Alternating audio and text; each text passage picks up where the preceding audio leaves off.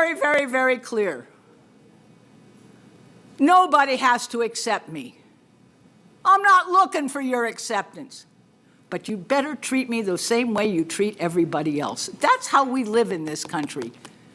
You don't have to love me. You don't have to like me. You can think I'm the devil incarnate.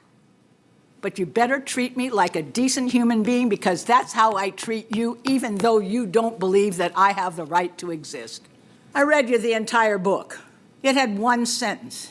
Families can also be two parents that are mothers and two parents that are fathers. They were told, the parents at that school, that if it was very difficult for their children to be in that room, that they didn't have to be in the room. They announced the assembly, told all the parents, if this is a problem for you, we get it. You know, I've been confronting this issue my entire life. I have been threatened. I have been harassed.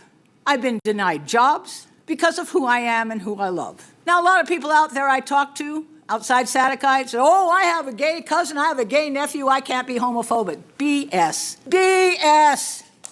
You can be homophobic and have a gay friend, a gay neighbor, a gay son, a gay anything. Talk to all the gay kids that get thrown out of their houses and onto the streets by parents who say, I won't have you in my house any longer. And tell me that having a gay relative means that you're not homophobic. But here's what really scares me. When you have 2 or 3 days of this kind of chaos, of people screaming at the top of their lungs outside a school that read a book with one sentence in it that said, yeah, guess what? Families can include 2 moms and 2 dads. By the way, at the little discussion at the school after that, as soon as the book was over, one of the little girls sitting at my knees said, I have 2 mommies. But a little boy on my other side said, I have 5 grandmas. The idea that there are different kinds of families. The people screaming out at the streets, they didn't get a chance to find out about that because they made a decision based on hearsay. They made a decision based on agitators, not from their community, but from outside their community, who saw an opportunity to take advantage of the real fears of people. I am very tired of having young people and adults in the LGBT community hear 3 days of yelling and screaming about this. What do you think that did to them? What do you think that did to every gay teacher, every gay custodian, every gay worker in this city, every gay kid? What do you think that did to them? It made them afraid. It made them afraid. How dare you make them afraid because you are? I'm sorry. I told you this was personal. I went through with this. My son was harassed because he had 2 mommies, but my grandchildren aren't.